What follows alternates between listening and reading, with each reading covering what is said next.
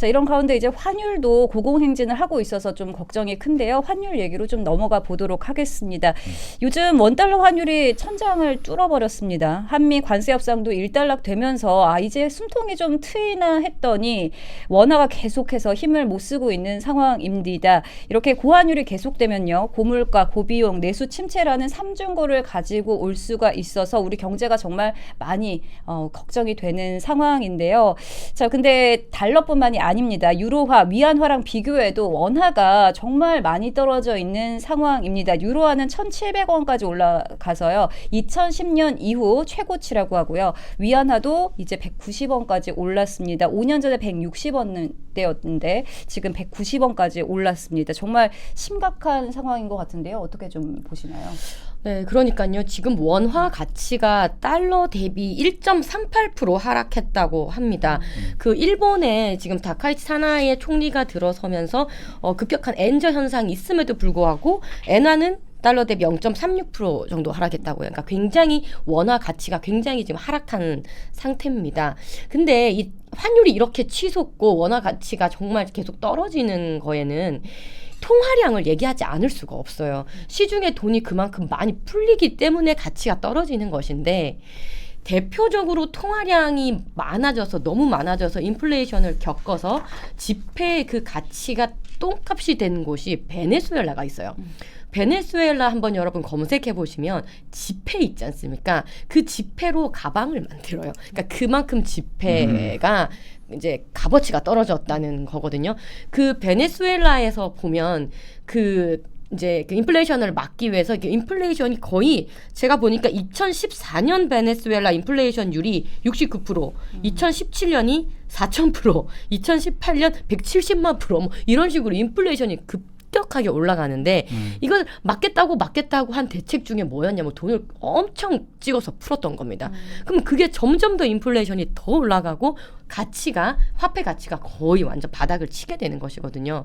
근데 지금 이재명 정권 들어와서 한 달에 거의 40조 가량 이렇게 지금 통화량이 풀리고 있대요. 돈이 풀리고 하다 보니까 이 환율이 올라가고 우리 원화 가치가 떨어지는 것은 너무나 자명했던 것이다. 이렇게 보여집니다. 그러니까 이미 정부에서 재정 계획에서 1년에 100조 원 정도 이상을 풀겠다라고 공언을 했어요. 근데 이건 이제 기존 재정 지출 계획인 거고 여기에는 추경이라는 계획도 들어가 있지 않습니다. 다시 말해서 1년에 100조 이상 풀고 추경으로 더 풀고 플러스 알파를 풀겠다고 한다면 방금 말씀하신 것처럼 통화량 그리고 유동성이 급증하는 것이기 때문에 환율을 방어할 수가 없다라는 거고 환율이 올라간다는 건 결국 원화 가치가 하락하고 있다는 것 아닙니까?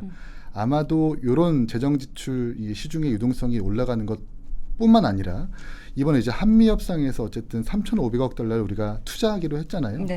200억 달러 이제 이게 외환 보유고에서 쓴다 안 쓴다라는 뭐 여러 가지 논란과 해석이 있지만 어쨌든 벌어들이는 외환 수입이 적어지는 것이 뻔하기 때문에 지금 한미 협상도 그렇고 국내의 어떤 재정 지출 계획도 그렇고 그러니까 원화 가치가 떨어질 수밖에 없는 요인으로밖에 작용하지 못한다라는 말씀드리고 싶습니다. 네, 경제학자 밀턴 프리드먼은요, 인플레이션은 언제 어디서나 화폐적 현상이다라고 했습니다. 물론 대외적인 충격도 영향이 있겠지만 전 세계 경제사를 봐도 환율 폭등의 가장 심각한 요인은 항상 돈풀기다 이렇게 보고 있는 건데요. 지금 보면은 이재명 정부가 미친 듯이 돈을 찍어내고 있죠.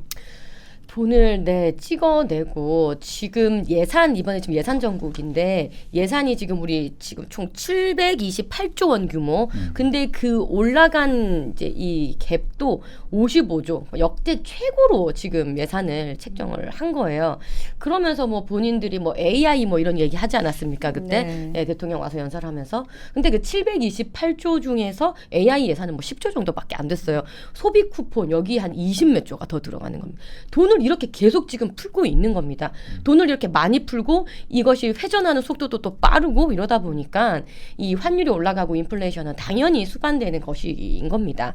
근데 물론 역사적으로 봤을 때 무조건 이렇게 돈을 푼다고 당연히 이게 막 인플레이션이 가면서 모든 물가도 올라가고 이렇게 무조건 갔던 것은 또 아니에요.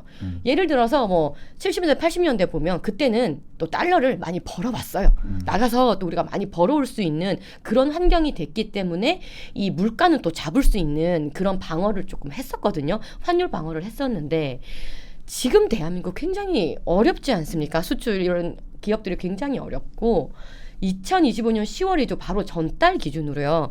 한국의 이 이제 무역 흑자를 보면은 규모가 60억 달러 흑자인데 중국이 얼마인지 압니까? 900억 달러 규모 흑자입니다. 그러니까 이제 이길 수가 없어요. 그래서 옛날에는 그래도 우리나라가 중국보다 훨씬 더 달러를 많이 벌어왔고 했었지만 이제는 중국이 워낙 지금 앞서 있기 때문에 달러를 벌어들이는 것으로 환율을 방어할 수 있는 상황이 아닌 겁니다. 인플레이션 치솟고 환율 올라가고 물가까지 올라가고 정말 굉장히 힘든 경제 상황으로 직면할 수밖에 없는데 이 상황에서 확장 재정은 진짜 거의 자살 수준입니다. 그러니까 GDP 대비 50%의 지금 국제 빚을 안고 있는데 이 정부가 50%는 사실 높지 않은 수준이다. 일본이나 미국 같은 경우에는 GDP 대비 더 높은 수치를 기록하고 있다라고 하면서 괜찮다라고 이야기를 하는데 사실 거기는 기축통화국이잖아요. 이론적으로 돈을 찍어내는 게 가능한 나라이고 우리나라는 비기축통화국입니다. 지금 비기축통화국 상에서도 우리나라가 가지고 있는 빚이라고 하는 게 지금 평균 이상이거든요. 네. 이런 위험 신호를 계속해서 보내고 있고 이 환율 자체가 이 원화 가치가 떨어진다는 것 자체가 우리 경제 상황이 지금 곤두박질 치고 있다는 증거이고 이재명 대통령도 야당 대표인 시절에 거의 뭐 1,450원, 1,430원 환율일 때 우리나라 1인당 국민의 어떤 재산 7%가 날아가고 있는데 윤석열 대통령은 뭐 한가하게 해외 순방 다닐 때냐라고 지적을 한 바 있거든요. 그 말씀이 다시 화살이 되어가지고 대통령에게 돌아갈 것이다라고 말씀드리고 싶습니다. 네, 말씀해 주셨듯이 지금 비기축통화국 중 부채 증가 속도가 1위라고 하고요. 선진국 평균의 2배 속도로 빚이 계속해서 불어나고 있는 셈입니다. 국제경제학자들도 계속 경고하고 있고 KDI 한국개발연구원에서도 이례적으로 큰 폭의 재정 적자 흐름이 고착화되지 않도록 노력하라라면서 공개적으로 비판을 했습니다. 그런데 계속해서 이렇게 돈을 풀어대고 있는 상황이고요. 또 심각한 게 아까 전에 말씀해 주셨지만 한미 관세 협상의 결과로 이제 1년에 200억 달러씩 10년간 2천억 달러를 미국에 줘야 됩니다. 이제 한국은행이 가용 가능한 외화가 연간 65억 달러밖에 안 된다고 했는데 나머지는 어디서 구해야 되나 그런 걱정도 좀 크거든요. 앞으로 어떻게 보십니까? 없으면 결국은 달러를 사와야 되는 수밖에 없는 건데 이것도 또 힘든 부분인 겁니다. 그래서 결국 이재명 정부가 이제 관세 협상을 하면서 본인들이 잘했다고 자화자찬하는 게 할부 끊어왔다 이거잖아요. 그러니까 한 번에 이걸 돈을 안 주고 이제 200씩 이제 나눠서 할 수 있게 했다. 근데 지금 가용 가능한 외화 보유국이 한 65억 달러 된다는 거지 않습니까? 그럼 나머지 한 130억 달러는 그럼 어떻게 마련을 할 것인가인데 뭐 얘기를 들어보니까 펀드를 만든다고 그래요. 무슨 펀드를 만들겠다라고 하는데 보기 좋은 허울이죠. 펀드 만들겠다. 근데 그 펀드를 뭐 어떤 식으로 어떻게 만들겠다는 건지 지금 전혀 나오지 않은 상황입니다. 그래서 이 관세 협상에 따른 이제 이 부분에 대해서 어떻게 마련을 하겠다는 건지 그렇지 않아도 환율이 높아가지고 어려운 상황에 달러를 또 매입해 보면 이건 또 우리한테 부담이 되는 것인데. 그래서 우리가 그 팩트시트를 계속 보자고 했던 거고 도대체 어떤 계획을 가지고 이것을 해결하겠다는 것인지 내놓으라고 계속 얘기를 했던 겁니다. 근데 없는 거예요 지금. 지금까지도 안 나와 있다는 거는 계획이 없다는 것이고요. 지금 그러니까 국채가 그러니까 우리가 비기축 통화 중에서도 국채 증가율이 1등 OECD 국가 중에 1등이라는 것도 가장 문제고 110조 그 규모도 굉장히 지금 큰 겁니다. 110조 규모의 국채라는 거는요. 예를 들어서 이런 거죠. 아이가 태어나면요. 예를 들어서 지금 우리 평균 그 이제 태어난 아이들 수로 봤을 때 나누면 1인당 6억 정도를 그냥 빚을 안고 태어나는 거래요. 예. 그 정도 수준인 건데 이것에 대해서 어떻게 할 것인지 대책은 지금 전무한 굉장히 좀 심각한 상황인 것 같습니다. 네. 주한미군에 330억 달러 투자하기로 하고 또 미국 무기를 250억 달러치로 구매하기로 하고 또 3,500억 달러 뭐 분납해가지고 주기로 하고 또 이 밖에도 이제 1,000억 정도의 에너지 구매하고 또 비즈니스 라운드 테이블 통해 가지고 기업들이 1,500억 정도 더 투자하겠다는 건 아니에요. 근데 이런 계획을 발표할 때 단 한 번도 이 정부에서 재정 지출 계획을 세워본 적이 없습니다. 그러니까 아마 이 국회의 비준 동의를 피하려고 하는 것이 아닐까. 비준이라고 하는 게 재정 지출 계획과 사업 보완성 계획들을 면밀하게 검토해 가지고 제출해야 되는 거거든요.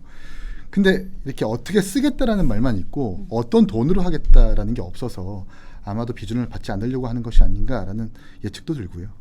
네, 지금까지 좀 환율 문제 좀 짚어봤는데요. 마지막으로 짧게 문재인 전 대통령 이슈 한번 짚어보도록 하겠습니다. 문재인 전 대통령이 전직 대통령 최초로 유튜버로 데뷔를 했습니다. 이렇게 문 전 대통령이 개인 유튜브 채널에 직접 출연하면서 소통에 나서자 이재명, 그러니까 친명 지지자층에서 조용히 지내라라는 볼멘 소리까지 좀 나오고 있는데요. 어떻게 보셨습니까? 그 이제 전 계속 활동해 주셨으면 좋겠어요. 문재인 네네. 대통령께서. 그래서 사실 보면은 지난번 조국 대표 사면 때도 아마 첫 우리 정부와 미국의 한미회담이 있었을 때였을 거예요. 그 해외 순방이 더 많이 보도되고 부각되어야 할 때 즈음에 조국 대표와 문재인 대통령의 뉴스가 더 많이 도배되기도 하고, 취임 100일 기자회견 때도 김병기, 그러니까 해외 순방에 대해서 성과가 더 부각되어야 됐지만 김병기 대표와 정청래 대표의 뭐 갈등 이런 것들이 부각되는 걸 보면 지금 민주당 내에서 민주 진영이라고 하는 이 자체가 사실 국익이라기보다는 자신들의 정략적 이익과 정치적 이득만을 바라보고 제각기 활동하는 것이 아닌가라는 생각이 드는데, 야권 입장에서는 이렇게 문재인 대통령 서로 활동하고 또 이재명 대통령에 대해서 이렇게 시선 돌리기 한다라는 것은 정치적으로 되게 좋은 거라서 더 많이 활동해 주시기를 기대합니다. 네, 민주당의 주인 싸움이라는 지적이 좀 많이 이어지고 있어요. 어떻게 보십니까?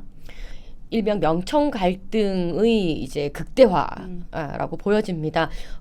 명청 갈등의 그 역사를 돌이켜 보면 사실은 문재인 대통령과의 이제 어떤 갈등이 거기 안에 다 내포되어 있는 것이거든요.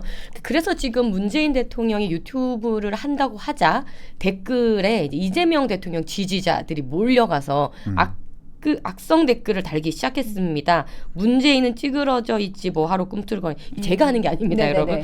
내란 배후 세력 같다. 문재인의 비리를 덮기 위해 권력을 놓지 않으려는 것 아니냐. 뭐 이런 식의 이제 악성 댓글이 막 달리고 있거든요.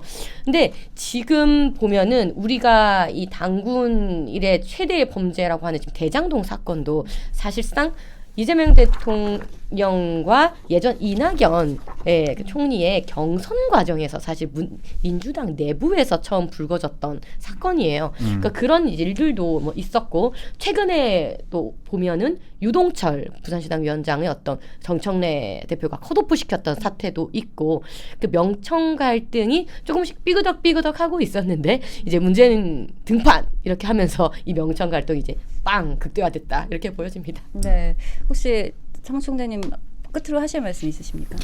첫 방송이었는데 네. 참 재밌었고요. 일단 민주당이 저렇게 제각기 활동하는 것 더 많이 장려하고 싶습니다. 또 한편으로는 그런 분석도 있어요.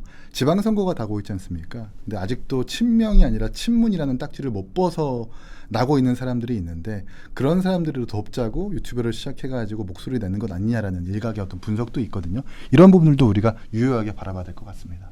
네. 대변인님께서는 뭐 하실 저도 말씀 있습니까? 네. 문재인 대통령과 또 각별한 사이라서요. 활동 많이 하시면 좋겠습니다. 네, 마지막으로 문재인 전 대통령의 유튜버 데뷔 이슈까지 좀 짚어봤습니다.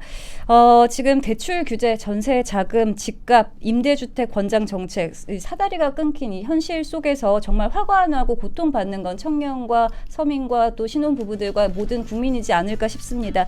이뿐만 아닙니다. 이렇게 비정상적인 대장동 항소 포기와 검찰 인사까지 권력은 국민 눈높이와 상관없이 마음대로 움직이고 원칙과 상식은 뒷전인 것처럼 보이는데요. 국민의 분노는 어쩌면 선택이 아니라 당연히 따라오는 현실일지도 모르겠습니다. 오늘 일타 뉴스가 그 현실을 제대로 바라보고 이성적으로 생각해보는 계기가 되셨길 바라겠습니다.